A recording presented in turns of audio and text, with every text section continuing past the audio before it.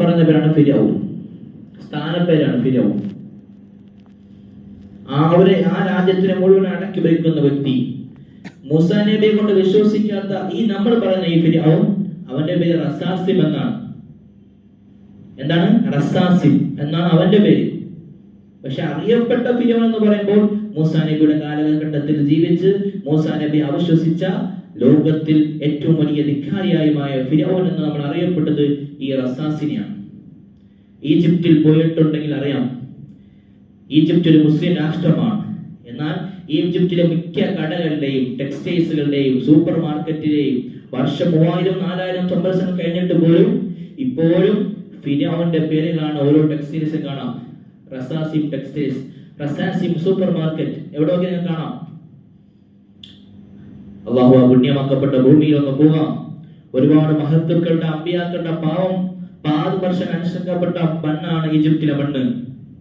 ബഹുമാനപ്പെട്ട ഇമാമുന ഷാഫി, നമ്മുടെ മദ്ഹബിന്റെ ഇമാം ഷാഫി റളിയല്ലാഹു അൻഹു, മഹദിയാവുന്ന നബി മിസ്രിയ റളിയല്ലാഹു അൻഹു, അതുപോലെ തന്നെ മുത്തനബി സല്ലല്ലാഹു അലൈഹി വസല്ലം തങ്ങളുടെ പേരക്കുട്ടിയായ ഹുസൈൻ റളിയല്ലാഹുവിന്റെ ശിരസ് അറക്കപ്പെട്ട സ്ഥലം, ബഹുമാനപ്പെട്ട ഷാഫി ഇമാമിന്റെ ഉസ്താദ് വഖീ റളിയല്ലാഹു അൻഹു അറക്കപ്പെട്ട സ്ഥലം, അങ്ങനെ പുണ്യമാക്കപ്പെട്ട നഗരമാണ്, പുണ്യമാക്കപ്പെട്ട സ്ഥലമാണ് ഈജിപ്തിന്റെ മണ്ണ്. അള്ളാഹു നമുക്കെല്ലാം റബ്ബുവാൻ നമുക്ക് തൗഫീഖ് നൽകി അനുഗ്രഹിക്കുമാറാകട്ടെ.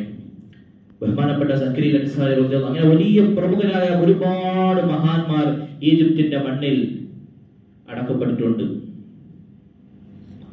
അവിടെ ഇപ്പോഴും കടകളിൽ നമ്മൾ പോയി നോക്കിയാൽ വർഷങ്ങൾക്ക് മുമ്പ് ജീവിച്ച് അഹങ്കാരിയും ധിക്കാരിയുമായ ഫിരൗന്റെ റസാസിം എന്ന പേരാ കാണുന്നത്. അത്രയ്ക്കും സ്വാധീനം ഈ ഫിരൗൻ അവിടെ ചെലുത്തിയിട്ടുണ്ട്. ഇപ്പോഴും ചില ആൾക്കാർ അവന്റെ പേരും ഇട്ടുകൊണ്ടിരിക്കുക, ജ്വല്ലറിക്കും ഷോപ്പിംഗ് മാൾക്കും. എന്നുവെച്ചാൽ അത്രത്തോളം ജനങ്ങളിൽ ഇവന് സ്വാധീനം ചെലുത്തിയിട്ടുണ്ട്. സാധാരണ വ്യക്തിയല്ല ഫിരൗൻ എന്ന് പറയുമ്പോൾ. സമ്പത്ത് കുന്നുകൂടിയപ്പോൾ അഹങ്കാരം വന്ന് റബ്ബിനെ മറന്നു. ഖുർആൻ അല്ലാഹു അങ്ങനെയാണ് പറഞ്ഞത്, ഇന്ന ഫിരൗന അലാ ഫിൽ അർളി ശിആ, ഭൂമിയിൽ അഹങ്കാരത്തോടു കൂടി ജീവിച്ച മനുഷ്യൻ. ഇനി നമ്മൾ പഠിക്കേണ്ടതുണ്ട്, ഈ സമ്പത്ത് എവിടെ നിന്നാണ് ഇവന് കിട്ടിയത്? ഈ പറയുന്ന ഫിരൗൻ ഇത്രയും അധികം സമ്പത്ത് എവിടെ നിന്നാണ് കിട്ടിയത്? നാം ചരിത്രം പഠിക്കേണ്ടതുണ്ട്. യഥാർത്ഥത്തിൽ ഈ ഫിരൗൻ യഥാർത്ഥത്തിൽ എവിടെയാണ്? ഈജിപ്തുകാരനല്ല. യഥാർത്ഥത്തെ ഫിരൗന്റെ സ്ഥലം ഇറാഖിലാണ്. ഇറാഖാണ് ഈ ഫിരൗന്റെ സ്ഥലം, ഈജിപ്റ്റ് അല്ല. ഇറാഖിൽ നിന്നും കുടിയേറി വന്നതാണ് ഈജിപ്തിലേക്ക്, ജോലി അന്വേഷിച്ച് പൈസ ഇല്ലാതെ കഷ്ടപ്പെട്ട്. അങ്ങനെ ദരിദ്രത്തിൽ നിന്നും ഇറാഖിൽ നിന്നും കുടിയേറി ഈജിപ്തിലേക്ക് വന്നു. ഈജിപ്തിൽ ജോലിക്ക് വേണ്ടി വന്നു. ഒരു നേരത്തെ ഭക്ഷണം അകറ്റാൻ വേണ്ടിയിട്ട്, സമ്പത്തിന് വേണ്ടി, ജോലിക്ക് വേണ്ടി ഇറാഖിൽ നിന്നും ഈജിപ്തിലേക്ക് വന്നവനാണ് ഈ ഫിരൗൻ. അങ്ങനെ ആ കാലഘട്ടത്തിലെ ആ ഈജിപ്തിലെ ഫിരൗനാകുന്ന രാജാവ്, ഭരണാധികാരി അദ്ദേഹത്തിന്റെ മുമ്പിൽ ചെന്നുകൊണ്ട് അപേക്ഷിച്ച്, അദ്ദേഹത്തിന്റെ മുമ്പിൽ ചെന്ന് കേടപേക്ഷിച്ചുകൊണ്ട് ജോലിക്ക് വേണ്ടി കേടിയപ്പോൾ ആ രാജാവ് കൊടുത്ത ജോലി ഉണ്ടായിരുന്നു ശവക്കോട്ടയ്ക്ക് കാവലിരിക്കാൻ വേണ്ടിയിട്ട്. സെമിത്തേരി, കബറടക്കുന്ന സ്ഥലം, അതിന്റെ കാവൽക്കാരനായി നമ്മളെ ഈ പറയുന്ന ഫിരൗനിക്ക് ജോലി കൊടുക്കുന്നു അന്നത്തെ രാജാവ്. അന്ന് കാലഘട്ടത്തിൽ ശവക്കോട്ട എന്ന് പറഞ്ഞാൽ എങ്ങനെയാണെന്ന് അറിയാമോ? അതായത് മനുഷ്യനെ അടക്കുന്നതിന്റെ കൂടെ തന്നെ അദ്ദേഹം ഉപയോഗിച്ച സ്വർണവും വസ്തുവും കാര്യങ്ങളും കാരണങ്ങളും സർവ്വതടക്കം അതിന്റെ കബറിന്റെ കൂടെ അടക്കും. അങ്ങനെയായിരുന്നു. അവന്റെ കട്ടില്, അവന്റെ പേന, അവന്റെ ഉപയോഗിച്ച ആ രൂപത്തിലാണ് അന്നത്തെ കബർ. ഇന്നും ചിലയിടത്ത് അങ്ങനെ ഉണ്ട്, അവർ ഉപയോഗിക്കുന്ന ആ രൂപത്തിലായിരുന്നു അടക്കുക. അങ്ങനത്തെ ശവങ്ങൾ അടക്കുന്ന ശവക്കോട്ടയുടെ സെമിത്തേരിയുടെ കാവൽക്കാരനായി സെക്യൂരിറ്റി ജോലിയാണ് ഈ പറയുന്ന അഹങ്കാരിയാകുന്ന ഫിരൗന്റെ ആദ്യത്തെ ജോലി, ആ രാജാവുടെ ജോലി. അപ്പൊ ആ രൂപത്തിലുള്ള ശവക്കോട്ടകളാണ് അന്നത്തെ ശവക്കോട്ട. അപ്പൊ അവിടെ പ്രൊട്ടക്ഷൻ ആള് വേണം, അല്ലെങ്കിൽ ജനങ്ങള് കുറെ കള്ളന്മാരൊന്ന് വീണ്ടും പൊളിച്ച് അതൊക്കെ എടുത്തോണ്ട് സാധനം എടുത്തോണ്ട് പോകും. അതറിയാൻ വേണ്ടിയിട്ട് ആള് വേണം.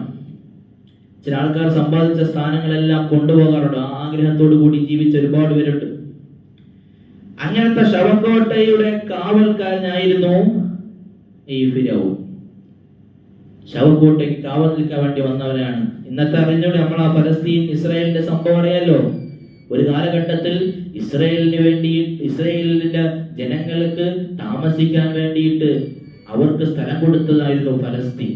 ഇന്ന് ആ ഫലസ്തീനെ ചവിട്ടി ഒട്ടകത്തിന് സ്ഥലം കൊടുത്തതുപോലെ അവസ്ഥയായി മാറിയപ്പോൾ കൊടിയേറ്റിപ്പാർക്കാൻ വേണ്ടി വന്ന ജൂതന്മാർക്ക് ഫലസ്തീനിലെ വിശാലമായ മനസ്സുകൊണ്ട് സ്ഥലം വിട്ടുകൊടുത്തതു ഫലസ്തീനിലെ മുസ്ലിമീങ്ങൾ. ഇന്നാണെങ്കിലോ അവരെ ചവിട്ടി പുറത്താക്കാൻ വേണ്ടി ശ്രമിക്കുകയാണ് ഈ ജൂത പിശാചുക്കൾ. അതുപോലെയാണ് ഇറാഖിൽ ജീവിച്ച നമ്മൾ പറയാൻ പോകുന്ന ഈ ഫിർഔൻ ഈജിപ്തിലേക്ക് കടന്നു വന്നത് ഭക്ഷണം അകറ്റാൻ വേണ്ടി, വയറിന്റെ വിശപ്പ് മാറ്റാൻ വേണ്ടി വന്ന് സെമറ്റേയുടെ ശവകുടീരത്തിന്റെ കാവൽക്കാരനായി ജോലി ചെയ്യുകയാണ് അവിടുന്ന്. എന്നിട്ട് ആൾക്കാർ കൊണ്ട് കബറക്കുന്ന സമയത്ത് ആളുകളിൽ നിന്ന് കൈക്കൂലി വാങ്ങുന്നു, കമ്മീഷൻ. എന്ത്, നിങ്ങൾക്ക് വേണമെങ്കിൽ ആ സ്പെഷ്യൽ സ്ഥലം ഞാൻ തരാം, അവിടെ അടക്കം ഇവിടെ അടക്കം, നിങ്ങൾ പറയുന്ന ഒരു സ്ഥലത്തൊക്കെ അടക്കം എനിക്ക് കമ്മീഷൻ വേണം. അവിടുന്ന് തുടങ്ങുകയാണ് പണി. ഇത് രാജാവ് അറിയുന്നില്ല. ആ രൂപത്തിൽ കമ്മീഷൻ വാങ്ങി ഓരോ ദിർഹം വീത കമ്മീഷനായി കൈപ്പറ്റാൻ തുടങ്ങി. അവിടുന്ന് പണി തുടങ്ങുകയാണ്. ദുനിയാവിന്റെ അമിതമായ സമ്പത്തുള്ള ആഗ്രഹം തുടങ്ങിയാണ്. രാജാവ് അറിയുന്നില്ല. പതുക്കെ പതുക്കെ ഇങ്ങനെ കമ്മീഷൻ പറ്റുകയാണ്. കുറച്ചു കാലം കഴിഞ്ഞപ്പോൾ ആ രാജാവിന് രോഗം നല്ല രീതിയിൽ മുറിച്ചിക്കുകയും ആ നാട്ടിൽ വലിയൊരു രോഗം കടന്നു പിടിക്കുകയാണ്. ജനങ്ങൾ ഇങ്ങനെ കൂട്ടമായി മരിച്ചുകൊണ്ടിരിക്കുന്നു. 1000, 2000, 3000, 10,000 മനുഷ്യർ മരിച്ചുകൊണ്ടിരിക്കുന്നു. അടക്കം ചെയ്യണം. ഇതെല്ലാം ഈ ശവകുടീരത്തിനെ കൊണ്ടുവരണത്. ഓരോ കുടുംബക്കാർ പറയും എന്റെ ആളെ ഇവിടെ അടക്കണം, ഇവിടെ അടക്കം, ഇങ്ങനെ വാശി പിടിക്കും.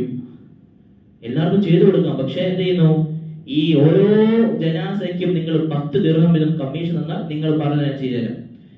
ആൾക്കാരുടെ തോതനുസരിച്ച് 25, 30, 35, 40 ആൾക്കാർ സമ്പത്തിന്റെ ഇതനുസരിച്ച് പൈസ കൂട്ടി വാങ്ങി.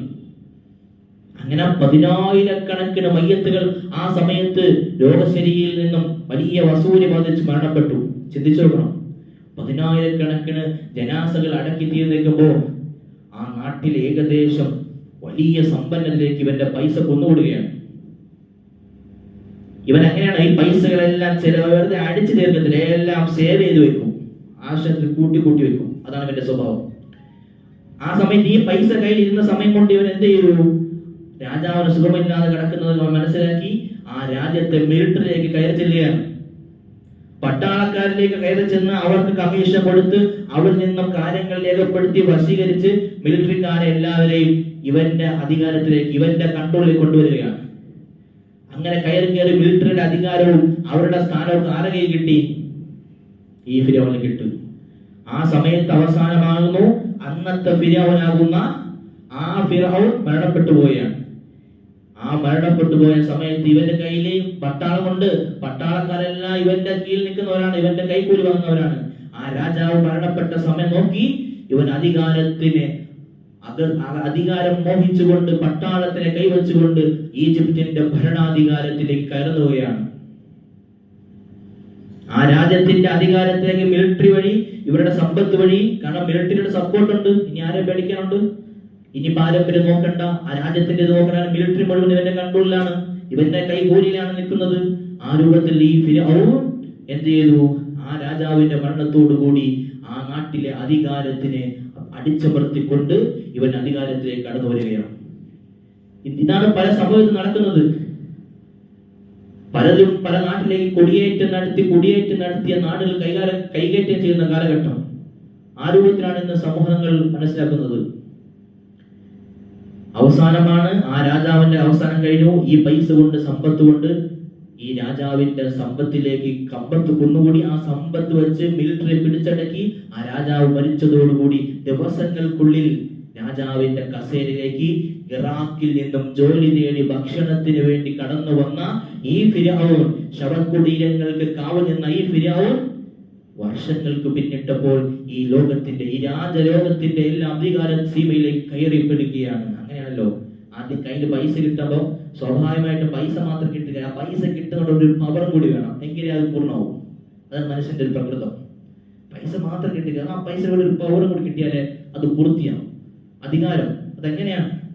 ആ രൂപത്തിൽ ഫിർഔൻ. അതുകൊണ്ടാണ് ഈ ഫിർഔന്റെ പാഠം, ഈ ഫിർഔന്റെ വിഷയം നമ്മൾ പഠിക്കണമെന്ന് പറഞ്ഞ നമ്മുടെ ജീവിതത്തിലേക്ക് നോക്കിക്കൊണ്ട്, നമ്മുടെ ജീവിതത്തിലേക്ക് ചേർത്ത് വെച്ചുകൊണ്ട് പഠിക്കേണ്ട, മനസ്സിലാക്കേണ്ട വലിയ പാഠം ഈ ഫിർഔന്റെ ചരിത്രത്തിലുണ്ട്. ഇതാണ് ഫിർഔന്റെ ചരിത്രം. ഇറാഖിൽ ജനിച്ച് വളർന്ന് ഭക്ഷണത്തിന് വേണ്ടിയിട്ട് ഈജിപ്തിന്റെ മണ്ണിലേക്ക് കയറി ചെന്ന് വീടാന്തരം ഏജിച്ചുകൊണ്ട് അവസാനം കൊട്ടാരത്തിലെത്തി ആ രാജാവിന്റെ മുമ്പിൽ കിടന്ന് കീഴപേക്ഷിച്ച് എന്ത് ജോലി വേണമെങ്കിലും ചെയ്യാമെന്ന് പറഞ്ഞിട്ട് ആ നാട്ടിലെ ഏറ്റവും മോശമായ ജോലിയാണ് ശവകുടീരത്തിന്, സെമിത്തേരിക്ക് കാവലിരിക്കുന്ന ആ ജോലി ചെയ്തുകൊണ്ട് അവിടെ നിന്നുണ്ടാക്കുന്ന കമ്മീഷൻ കൈപ്പറ്റി പൈസ കൊന്നുകൂടി ദീപത്തിൽ നിന്നും ആ രാജാവിന് സുഖമില്ലാതെ കിടന്ന സമയം നോക്കിക്കൊണ്ട് മിലിറ്ററിക്കുള്ളിൽ കടന്നു ചെന്ന് നേതാക്കന്മാരാകുന്ന വലിയ ഓഫീസർമാർക്ക് പൈസ കൊടുത്തുകൊണ്ട് ആ മിലിറ്ററിയുടെ അധികാരം മുഴുവനും ഇവരിലേക്ക് ചേർത്ത് പിടിച്ചിട്ട് രാജാവ് മരിക്കാൻ കാത്തിരുന്ന സമയം നോക്കിയിട്ട് മിലിറ്ററിയുടെ അധികാരം വെച്ചുകൊണ്ട് ആ രാജ്യത്തിന്റെ അധികാരത്തിനെ അടക്കി പിടിച്ച് അവസാനം നമ്മൾ പറയുന്ന റംസീസ് രണ്ടാമൻ എന്ന രൂപത്തിലേക്ക് ഈ ഫിരൗൻ അധികാരത്തിലേക്ക് കയറുകയാണ് മുഅ്മിനീങ്ങളെ. ഇതാണ് അവന്റെ ചരിത്രം, ഇതാണ് ചരിത്രത്തിന്റെ തുടക്കം. നമ്മൾ മനസ്സിലാക്കണം, നമ്മൾ അറിയണം. അതാണ് ഖുർആനിൽ അല്ലാഹു സുബ്ഹാനഹു വ തആല ഇതുപോലെ വേറെ വ്യക്തിയെ കുറിച്ച് ഇങ്ങനെ പറഞ്ഞിട്ടില്ല. ഏകാധിപതിയും സ്വച്ഛാധിപതിയും അധികാരിയും ദിക്ഷതിയുമാകുന്ന ഒരു ഫിരൗനെ പറ്റി, ഒരു മനുഷ്യനെ പറ്റി ആരും ഖുർആനിൽ ഇങ്ങനെ പറഞ്ഞിട്ടില്ല. ഇന്ന് നമ്മൾ രാഷ്ട്രീയക്കാർ പലരും നിൽക്കുന്ന ഡിവൈഡ് ആൻഡ് റൂൾ എന്ന് പറയുന്ന ജനങ്ങളെ തമ്മിൽ അടുപ്പിച്ച് ഭരിക്കുക എന്ന തന്ത്രം ആദ്യമായി രൂപീകരിച്ച ഫിരൗന. ജനങ്ങളെ തമ്മിൽ അങ്ങോട്ടും ഇങ്ങോട്ടും അടിയുണ്ടാക്കിയിട്ട് ഇവർ ഭരിക്കുക, അവർ 2 ഗ്രൂപ്പും 3 4 ഗ്രൂപ്പാക്കി മാറ്റുക. ഇത് ആദ്യം തുടങ്ങി വെച്ചത് ഫിരൗനാണ്. ബിസ്മില്ലാഹിർ റഹ്മാനിർ റഹീം. ഇന്ന ഫിരൗന അലാ ഫിൽ അർളി വജഅല അഹ്ലഹാ ശിആ. ഖുർആൻ പറയുന്നത്, പരിശുദ്ധ ഖുർആൻ പറയുകയാണ്, അല്ലാഹു പറയാണ്, ദുനിയാവിന്റെ അഹങ്കാരത്തോട് ജീവിച്ച് സമ്പത്ത് വന്നുകൊണ്ട് അല്ലാഹനെ മറന്നുകൊണ്ട് ജീവിച്ച്, വേറെ മാത്രമല്ല വജഅല അഹ്ലഹാ ശിആ, ആ നാട്ടിലെ ജനങ്ങളെ ഗ്രൂപ്പുകളായി മാറ്റി അവൻ ജീവിക്കുകയാണ്, അധികാരം സ്ഥാപിക്കുകയാണ്. അവിടെ പൈസ ഉള്ളവർക്ക് മാത്രമാണ് ഈജിപ്തിന്റെ മണ്ണിൽ അധികാരമുള്ളത്, പവർ ഉള്ളത്. ഇവന് പെർമിഷൻ കൊടുക്കുന്നത് പൈസ ഉള്ളവർക്ക് മാത്രമാണ് കൊട്ടാരത്തിൽ കടക്കാൻ പറ്റൂ, ആ പൈസ ഉള്ളവർക്ക് മാത്രമേ ഇവനെ കാണാൻ പറ്റൂ, പൈസ ഇല്ലാത്തവർക്ക് വിലയില്ല. ആ രൂപത്തിലേക്ക്, പാവപ്പെട്ടവനെ പരിഗണിക്കാത്ത രൂപത്തിലേക്ക് ഭരണം നടത്തുകയാണ്.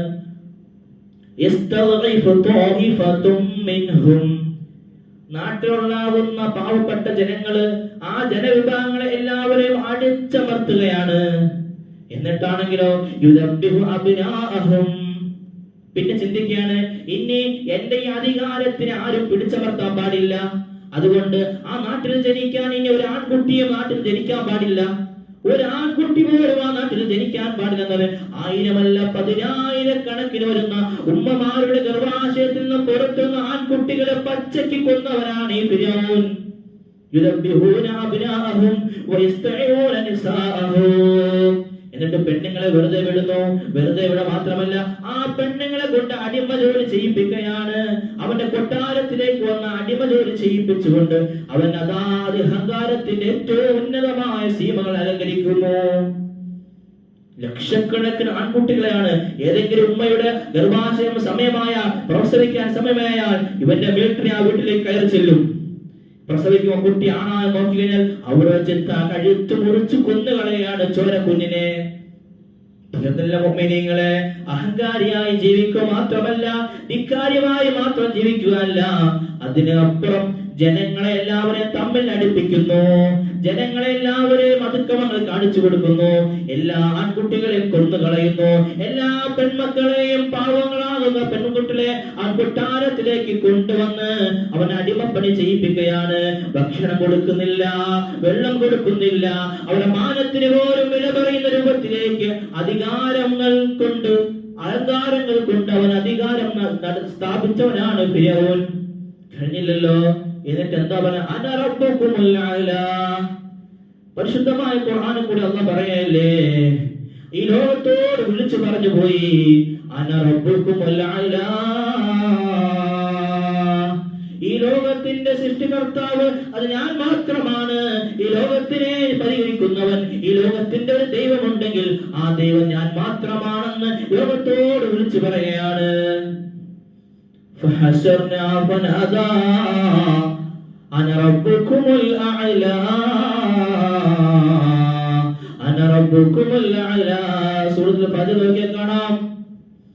ലോകത്തിന്റെ വരയ്ക്ക് ഒരു ഏകാധിപതിയായാലും ഒരു സ്വച്ഛാധിപതിയായാലും ഇത്ര വലിയ വർത്തമാനം പറഞ്ഞിട്ടില്ല, ഇന്നേ ഒരിക്കൽ പറഞ്ഞിട്ടില്ല. ഒരാളും അവകാശപ്പെടാത്തതായ കാര്യമാണ്. അന റബ്ബുക്കും